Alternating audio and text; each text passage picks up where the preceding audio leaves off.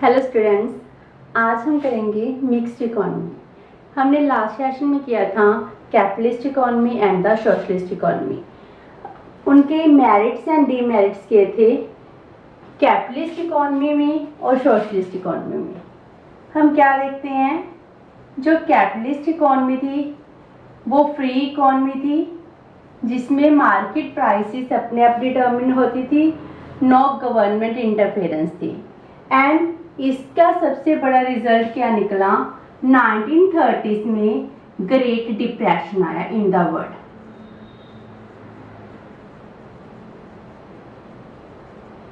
Because government की interference नहीं थी एंड अनएम्प्लॉयमेंट रेट बहुत ज़्यादा इंक्रीज हो गया, पॉवर्टी इंक्रीज होगी। सो अब फील हुआ कि इकोनॉमी में गवर्नमेंट इंटरफेरेंस की ज़रूरत है। अगर इकोनॉमी में गवर्नमेंट इंटरफेरेंस करेगी, जो हमारी साइक्लिकल फ्लक्चुएशन है वो भी रिड्यूस हो जाएंगी। सो इकोनॉमिक एक्टिविटी में गवर्नमेंट इंटरफेरेंस की ज़रूरत थी। ये थे कैपिटलिज्म इकोनॉमी के डीमेरिट्स। और फिर हमने देखा सोशलिस्ट इकोनॉमी। सोशलिस्ट इकोनॉमी में क्या था, उसके मेरिट्स थे कि मीन्स ऑफ प्रोडक्शन क्या है, सोसाइटी के वेलफेयर के लिए यूज़ हो रहा है। लेकिन उसमें भी एक प्रॉब्लम आ रही है कि इसमें क्या निगलेक्ट कर रहे थे, इंडिविजुअल फ्रीडम। जब हम सोशलिज्म की बात करते हैं, हम कह रहे थे कि इंडिविजुअल फ्रीडम को बिल्कुल निगलेक्ट कर दिया जाएगा। उसमें सभी डिसीजन गवर्नमेंट खुद लेती थी, what to produce, how to produce, for whom to produce, और कोटा रैशनिंग ऐसी चीज़ें भी डिटर्मिन की थी। तो ये दोनों क्या थी, एक्सट्रीम पॉइंट थे। जब अगर हम सोशलिस्ट इकोनॉमी यूज़ करेंगे तो उसके अलग बेनिफिट भी हैं और लॉस भी हैं। लाइक दिस कैपिटलिस्ट इकोनॉमी के बेनिफिट भी और लॉस थे। तो फिर हमारे पास थर्ड टर्म आती है मिक्स्ड इकोनॉमी। इकोनॉमिक सिस्टम में मिक्स्ड इकोनॉमी का मीनिंग क्या है, एक middle path between the capitalism and socialism. Capitalism and socialism के मिड का वे। जब हम 1947 में इंडिपेंडेंट हुए तो हमने देखा अगर हम कैपिटलिज्म लेकर आएंगे तो हमारी इकोनॉमी में सोशल वेलफेयर नहीं होगा और अनएम्प्लॉयमेंट भी ज़्यादा इंक्रीज हो जाएगी। एंड अगर हम सोशलिज्म लाएंगे, सोशलिज्म से बेनिफिट लॉस क्या होगा कि इकोनॉमी में इंडिविजुअल का वेलफेयर नहीं हो पाएगा। तो हमने मिक्स्ड पाथ चूज किया, मिडल वे चूज किया, जिसको कहते हैं मिक्स्ड इकोनॉमी। मिक्स्ड इकोनॉमी में दोनों के मेरिट्स आ जाएंगे, कैपिटलिज्म के मेरिट्स एंड सोशलिज्म के मेरिट। इन दोनों को हम इंक्लूड कर देंगे तो क्या बन जाएगी हमारी mixed economy. Indian economy is a mixed economy. Mixed economy जिसमें दोनों के फीचर्स इंक्लूड होते हैं। अब मिक्स्ड इकोनॉमी देखते हैं क्या कुछ है, इसके फीचर्स क्या हैं। फर्स्ट इज को existence of public and private sectors. It means क्या हुआ कि जो हमारे पब्लिक सेक्टर है एंड प्राइवेट सेक्टर है, ये दोनों को एक्सिस्ट करते हैं। कैपिटलिज्म में क्या था, प्राइवेट सेक्टर प्रिवेल करते थे। सोशलिज्म में पब्लिक सेक्टर प्रिवेल करती है, public means government sector prevail करती है। लेकिन जब हम इंडिपेंडेंट हुए हमने क्या किया, हमने public sector and private sector दोनों के एग्जिस्टेंस को एक्सेप्ट किया। इसमें क्या किया, जो एग्रीकल्चर सेक्टर है, agriculture sector, small scale industries, cottage industries, वो इंडस्ट्रीज को क्या कर दिया, प्राइवेट हैंड में छोड़ दिया। जो बेसिक इंडस्ट्रीज हैं, हैवी इंडस्ट्रीज हैं, कोल इंडस्ट्री, पेट्रोलियम इंडस्ट्री, इसकी डेवलपमेंट पब्लिक सेक्टर करता था। इट मीन्स इकोनॉमी में पब्लिक सेक्टर भी प्रिवेल कर रही है एंड प्राइवेट सेक्टर भी प्रिवेल कर रहे हैं। उसके बाद सेकंड आता है control on monopolies. Private sector का सबसे बड़ी प्रॉब्लम क्या होती है कि प्राइवेट सेक्टर मोनोपोली क्रिएट कर लेते हैं। मोनोपोली क्रिएट करने से कस्टमर का, कंज्यूमर का वेलफेयर रिड्यूस हो जाता है। उसको कंट्रोल करने के लिए हमारे गवर्नमेंट ने क्या किया है, MRTP act, monopoly restriction practice trade practice act 1969 में लेकर आई, जिससे क्या हुआ कि अब प्राइवेट सेक्टर मोनोपोली क्रिएट नहीं कर पाएंगे, जिसकी वजह से अब कंज्यूमर का लॉस नहीं होगा और कस्टमर को बेनिफिट मिलेगा, इकोनॉमी का वेलफेयर होगा। Third one is economic planning. Mixed economy में क्या होता है कि हम प्लानिंग के थ्रू चलते हैं कि हमें अपनी इकोनॉमी को कैसे डेवलप करना है। इसमें गवर्नमेंट क्या करती है, प्राइवेट सेक्टर को गाइड करती है कि आपने कौन सी प्रोडक्शन करनी है, किस पर्पस के लिए करनी है, ये सब कुछ गाइड करती है। एंड ये देखती है कि हमारी सोशल प्रायोरिटीज क्या है। सोशल प्रायोरिटीज के साथ ही प्रोडक्शन की जाती है। जब हम इंडिपेंडेंट हुए, इंडिपेंडेंट टाइम क्या था कि हमारे देश में अनएम्प्लॉयमेंट रेट बहुत ज़्यादा हाई था, अनएम्प्लॉयमेंट पॉवर्टी रेट हाई था एंड हेल्थ फैसिलिटीज नहीं थी, इंफ्रास्ट्रक्चर डेवलप नहीं था। इन सबको डेवलप करने के लिए हमें किस चीज़ की जरूरत थी, एक प्लानिंग की जरूरत थी। हम प्लान के थ्रू ही डेवलप कर सकते। हमने 1951 में फर्स्ट 5 ईयर प्लान लेकर आए, जिसमें क्या किया, एग्रीकल्चर सेक्टर की डेवलपमेंट की। 1956 में सेकंड 5 ईयर प्लान आया, जिसमें हमने हैवी इंडस्ट्रीज को डेवलप किया। तो इसमें क्या किया, प्लानिंग के थ्रू एक एक स्टेप में एक सेक्टर को डेवलप किया।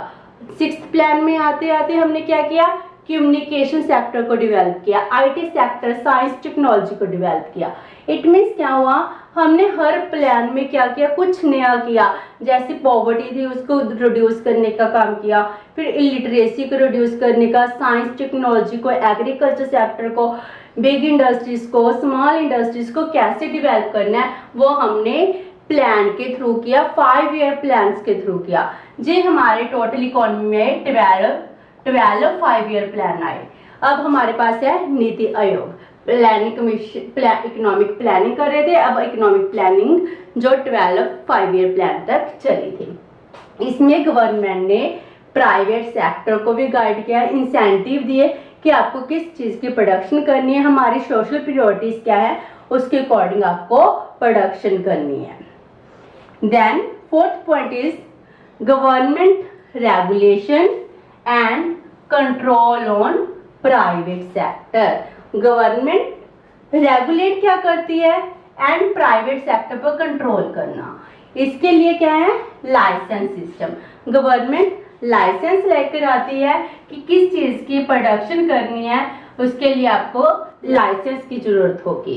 तो गवर्नमेंट प्राइवेट सेक्टर को कंट्रोल करने के लिए लाइसेंस लेकर आती है। देन प्राइवेट सेक्टर मन मर्जी के प्राइसेस ना लें, इसके लिए मिनिमम स्पॉट प्राइस इन्वेंट किया गया।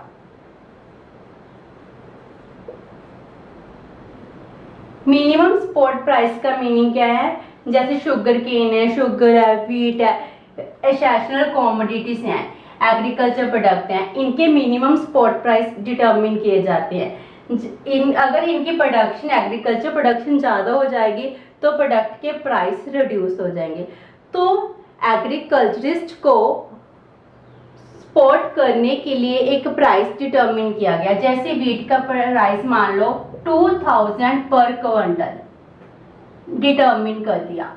अगर हमारे वीट चाहे प्राइस वीट की प्रोडक्शन इंक्रीज हो चाहे कम हो, कम से कम वो 2000 पर क्विंटल पे सेल होगी।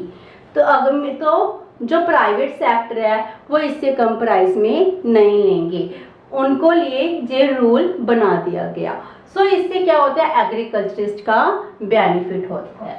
तो गवर्नमेंट पूरी इकोनॉमी में क्या करती है, कंट्रोल करती है, जिससे जो हमारे एग्रीकल्चरिस्ट है, पुअर सेक्शन है, मिडिल सेक्शन है, उसका बेनिफिट हो सके। Number 5 is reduction of economic inequalities. Economic inequalities reduce होती हैं। ये कैसे होते हैं? इनकम टैक्स के थ्रू। हमारे देश में क्या है? प्रोग्रेसिव टैक्स लगाया जाता है। प्रोग्रेसिव टैक्स मीन्स जैसे किसी पर्सन की इनकम इंक्रीज होती है, इनकम इंक्रीज होने से टैक्स रेट भी इंक्रीज हो जाता है। अब जैसे क्या है, जिसकी इनकम 5 लाख तक है वो उसको कोई टैक्स नहीं पे करना पड़ता। अगर उसकी इनकम 5 लाख से 10 लाख तक है तो 10%, 20% आगे आगे ऐसे रेट इंक्रीज करते जाते हैं। तो जैसे जैसे इनकम इंक्रीज होगी इनकम टैक्स भी इंक्रीज होता जाता है।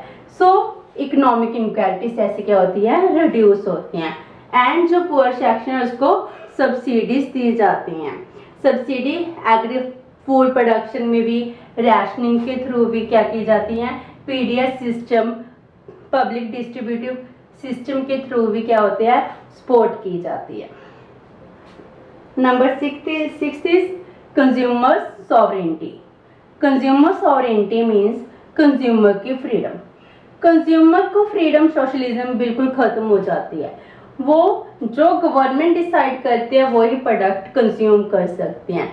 लेकिन इसमें क्या है? मिक्स्ड इकोनॉमी में हमने क्या किया? कंज्यूमर को फ्रीडम दे दी। वो अपनी मर्जी की गुड को, कमोडिटी को क्या कर सकते हैं? बाय कर सकते हैं। सो इसमें कंज्यूमर क्या है?